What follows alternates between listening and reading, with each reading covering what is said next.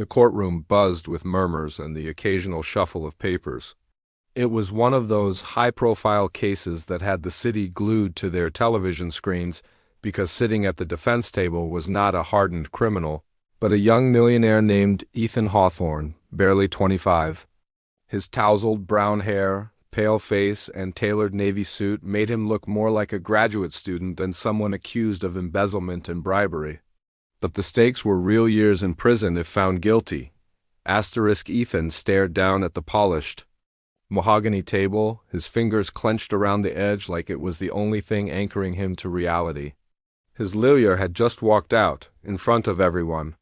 Just stood up, gathered his briefcase, and said, "I can no longer represent my client due to a conflict of interest," and left. The silence that followed was thick. Judges, journalists, and jurors alike were stunned. The prosecutor smirked.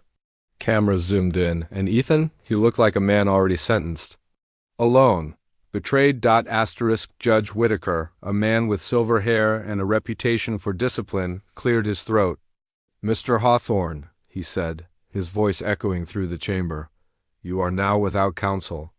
Do you wish to request a public defender?" Ethan didn't respond. He just sat there, frozen, too stunned to move. And that's when the courtroom doors creaked open again. Tiny footsteps echoed on the marble floor. A figure no taller than 4 feet walked down the aisle confidently. People turned. Some chuckled in disbelief. An 8-year-old black girl in a blue dress and sneakers clutched a thick brown notebook to her chest. Her hair tied back in a puff, eyes fierce and unblinking. She walked straight up to the defense table, looked up at the judge and said, "Your Honor, I can defend him." The room went dead silent. "Excuse me?" Judge Whitaker blinked behind his glasses, leaning forward. "I said I can defend him." She repeated, firmer this time. "My name is Amara. I'm 8. But I've been studying law since I was 5, and I know everything about this case." Laughter bubbled up from the audience, quickly silenced by the judge's gavel. "Order! Order in the court!" Ethan finally turned his head. Confusion and curiosity etched on his face. "Are you?" Amara placed her notebook on the table and opened it. Neat handwriting, color-coded tabs, courtroom diagrams, case law references. Everything you wouldn't expect from a child, and yet, there it was. "I'm the daughter of your housekeeper," she whispered without looking up. "My mom always said you were kind, that you helped her pay for my school, that you believed in fairness. I believe in it too. And I know you didn't do what they say you did." A low hum of whispers started building again, but the judge raised a hand. "Young lady, you do realize this is a court of law, not a classroom project?" Amara nodded. "Yes, sir. And if you let me speak, I'll prove that the real criminal is the man sitting in the 3rd row, pretending to be an investor." All eyes turned. The man, she pointed at, a well-dressed older executive with a smug expression, suddenly sat straighter. Caught off guard, Amara looked back at the judge. "Just give me 5 minutes." And somehow, nobody laughed this time. The judge paused, studied her, then said quietly, "Approach the bench." As Amara walked up the steps, gripping her notes like they were sacred scriptures, the courtroom leaned in, phones buzzed, reporters scribbled. Somewhere in the back, someone whispered, "This is going viral." And so began the most unexpected defense the courtroom had ever seen, one led by an 8-year-old girl with no law degree, no formal training, and nothing but the truth in her heart. But in the eyes of everyone watching, it wasn't just Ethan Hawthorne on trial anymore. It was belief itself. The courtroom remained frozen in anticipation as Amara approached the judge's bench, standing tall despite her tiny frame. Her notebook, pressed against her chest like armor, trembled slightly, but her eyes didn't flinch. Judge Whitaker glanced at her over his glasses, clearly debating if this was absurdity or brilliance unfolding before him. "Miss Amara," he said softly, his voice now stripped of authority and laced with curiosity. "Do you understand what you're asking to do?" "Yes, Your Honor," she replied calmly. "You said every defendant deserves a fair chance. Ethan hasn't had one, and I can help him get it." The judge leaned back. Behind him, the courtroom seal loomed like a shadow over everything. He sighed deeply, rubbed his temples, and finally nodded. 5 minutes. That's all, and if you speak out of turn, I'll have to end it. Amara nodded once, turned on her heel, and walked back to the defense table, now hers. Ethan looked at her. Like she was a ghost? Asterisk. I still don't understand, he murmured. Why are you doing this? Asterisk. Amara didn't look at him as she flipped open her notebook and whispered, because no one else did. Asterisk. She stood up, her voice louder now. Your Honor, members of the jury, I'd like to start by questioning the timeline presented by the prosecution. The courtroom collectively tilted its head. Amara walked to the projector, where evidence screenshots were stacked in a digital binder. She clicked, and a document appeared on the screen. It was a bank transaction summary. This document claims Ethan wired $2 million to an offshore account on June 14th at 3:07 p.m. Asterisk. She flipped a page. But here's the building's security log showing. Ethan entered the building at 3:18 p.m. So how could he have sent a wire transfer from a terminal he hadn't even reached yet? The murmurs grew louder. The prosecutor stood. Objection.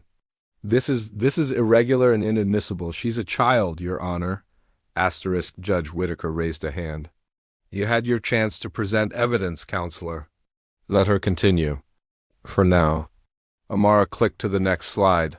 This footage, she said, shows the man in the third row, Mr. Langston, listed as one of Ethan's angel investors using the same IP address to access the wire transfer terminal earlier that day.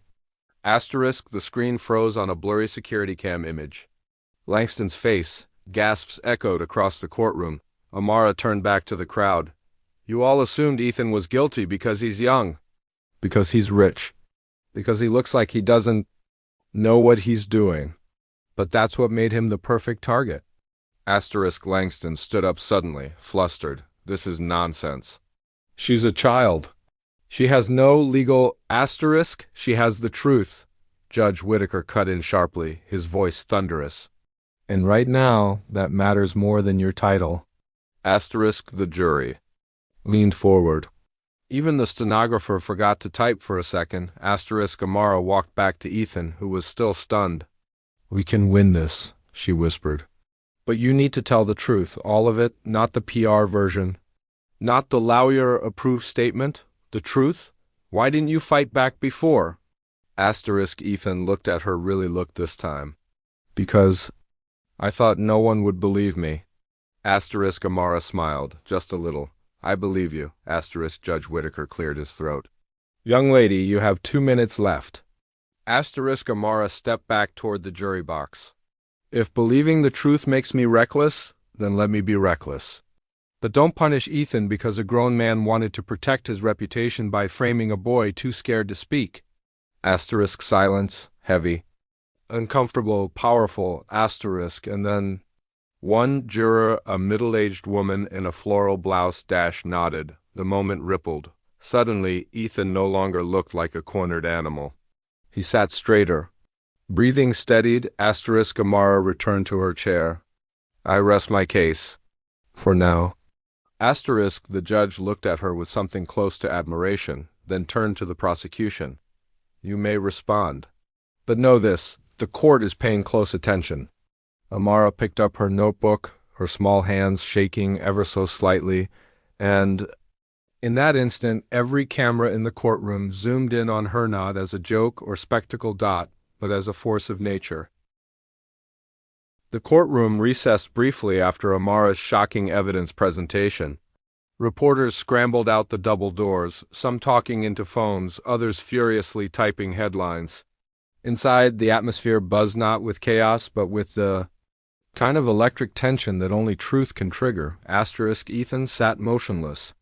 The weight of what had just occurred hadn't fully registered. His hands were locked together, knuckles pale, while his eyes remained fixed on the girl beside him, asterisk. Amara. Meanwhile, had her elbows on the desk, flipping back through her notes.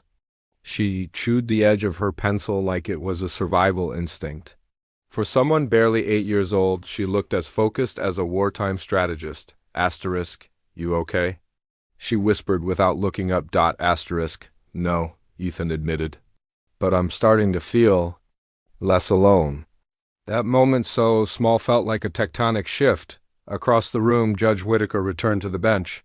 He looked different now, more present, more human. Perhaps it was the realization that he'd merely let a miscarriage of justice slide by because of assumptions. Court resumed. The prosecutor, flustered but still clinging to his performance, stood. Ladies and gentlemen of the jury, I implore you not to let theatrics distract from facts. A child's emotional plea is not the same as legal credibility. Asterisk, but his words no longer echoed with power. They fell flat like leaves on stone. Asterisk. Amara stood again. She wasn't supposed to rebut. She wasn't supposed to speak again. But no one stopped her. Asterisk. May I speak, Your Honor? She asked politely. Asterisk. Judge. Whittaker hesitated, then gave a subtle nod. Asterisk. I'm not here to put on a show, she said. I'm here because I've watched my mom be ignored her whole life. I've seen what happens when people with power assume they're too big to question. Asterisk. She pointed at the prosecution table. You want us to ignore that Mr. Langston had access to Ethan's accounts, that the timeline doesn't add up, that no motive ever made sense. Amara turned to the jury. You want them to forget that. This whole case was built on what people thought Ethan would do, not what he actually did. But that's not justice. Asterisk. A juror, the same woman in the floral blouse, crossed her arms. Nodding once more, asterisk. Suddenly, the double doors at the back of the courtroom opened. A tall woman entered in a nurse's uniform. Her badge read, Ruth Taylor, asterisk. Amara looked up and lit up. Mom, asterisk. Ruth didn't speak. She just walked down the aisle and sat in the very back row. Her presence wasn't loud, but it was grounding. Like an anchor dropped in deep water. Amara straightened up, almost taller somehow. Do you know how I knew something was wrong?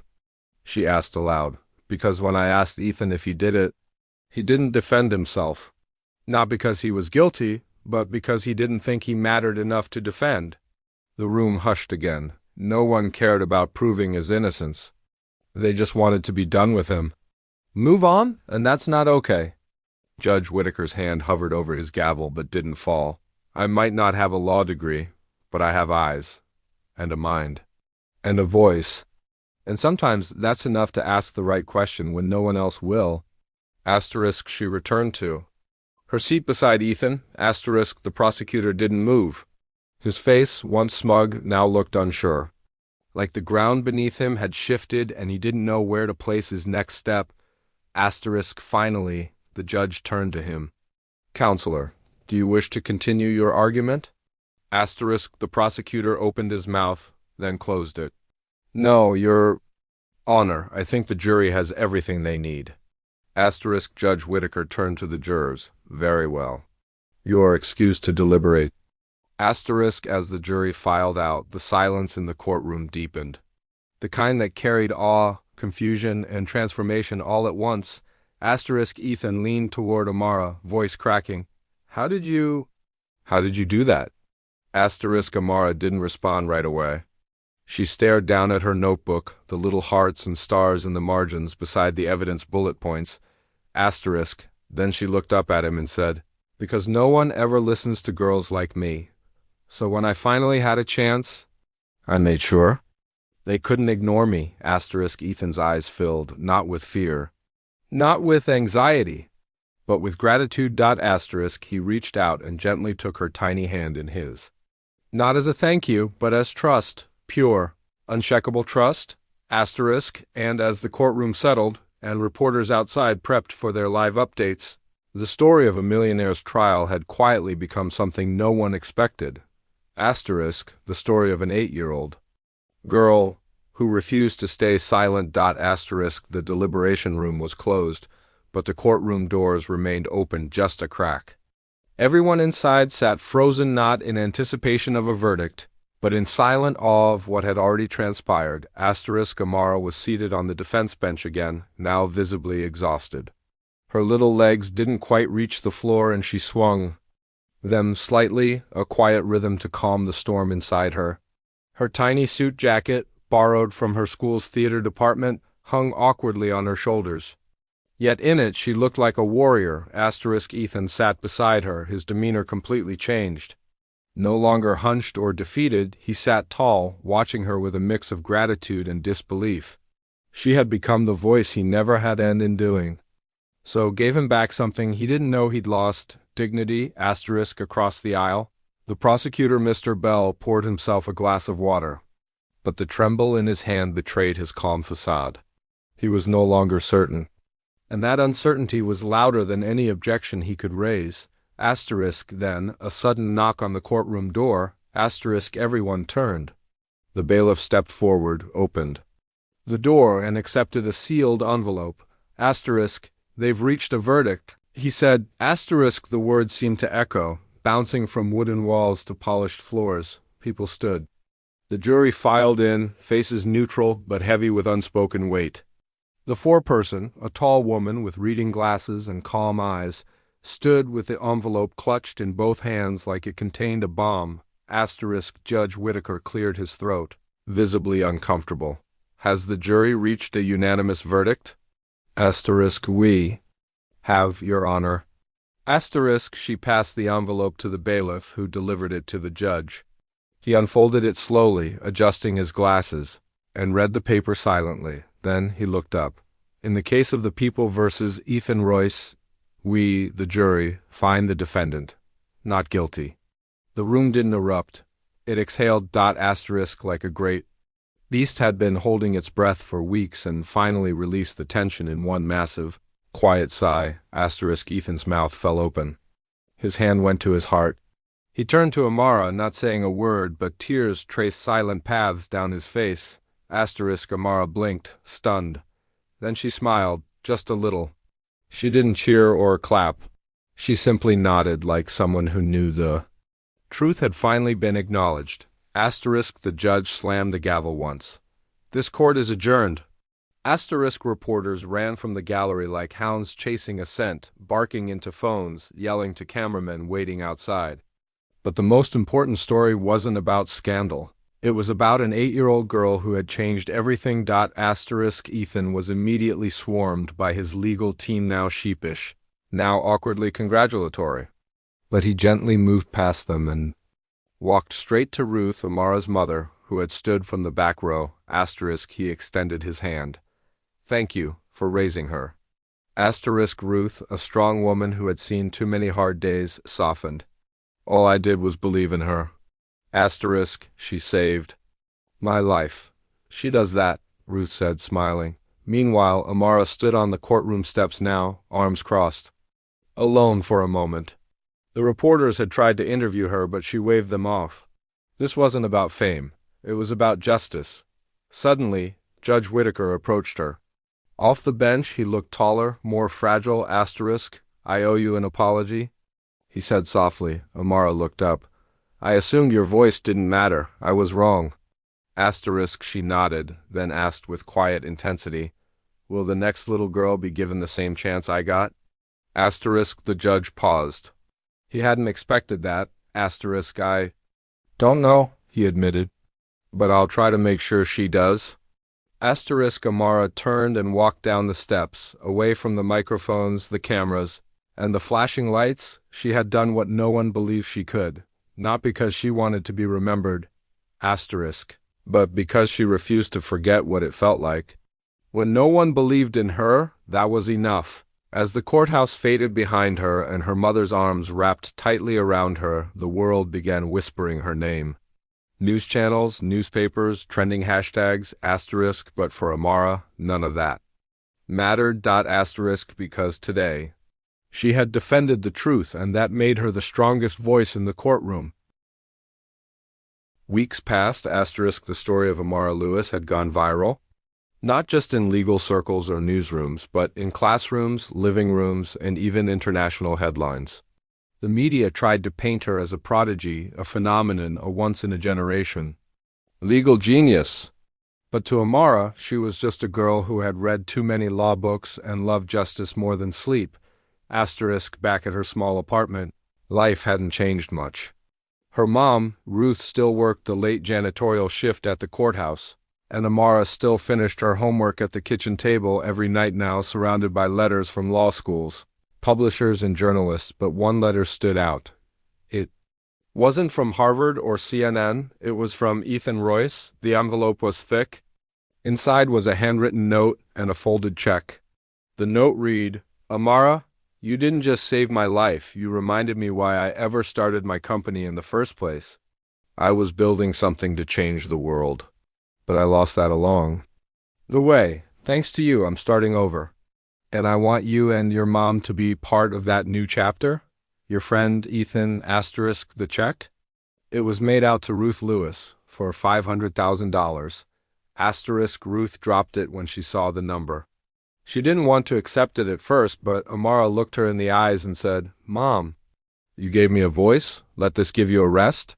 Asterisk Ruth cried that night for the first time in years. Asterisk a month later, Ethan launched his new foundation, the Amara Project, a legal education initiative focused on empowering underprivileged kids with access to justice education, mock trials, and mentorship. The logo? A girl holding a book, standing taller than the courtroom behind her. Asterisk Amara was the keynote speaker at the opening. Asterisk wearing a new suit, this one fitted navy blue, donated by a law professor. She stepped onto the stage, heart racing. Asterisk, "My name is Amara Lewis," she began, "and I'm not a lawyer. I'm just a kid." But that didn't stop me. Because I read the truth, I saw the truth, and I spoke the truth. That's something anyone can do, if someone believes in them. Asterisk, she paused, looking out over the crowd, hundreds of students, dozens of lawyers. Even Judge Whitaker in the front row, smiling softly. Asterisk, "Justice doesn't have to wear a suit," she said. "Sometimes it wears braids and carries a notebook." The audience rose in a standing ovation that lasted nearly a minute. After the ceremony, Amara walked into the hallway where Ethan stood waiting, now free of scandal, finally smiling like a man with nothing to hide. Asterisk, "I have something for you." He said. He handed her a slim envelope. Inside was a scholarship certificate. Full tuition any university, any law school, anywhere. Asterisk Amara blinked. "But I'm only 8, asterisk Ethan grinned. "We'll wait." They both laughed, and just then, a little girl with glasses and a shy smile approached Amara. Asterisk, "Are you really the one from the courtroom?" She whispered. Asterisk Amara knelt down. "Yes," asterisk the girl's eyes lit up. "I want to do what you did." Asterisk Amara smiled and pressed a small sticker into her hand. It was the Amara Project's logo. "You already are," she said later that night. As the sun set behind the foundation's new office, Amara and Ruth sat on a park bench nearby. The breeze was soft, the day had been long, but it felt good. Not because it was over, but because something had begun. Asterisk, "Do you think I'll ever be a real lawyer?" Amara asked. Teasing. Asterisk Ruth leaned over and kissed her forehead. "Baby, you already are. The rest is just paperwork."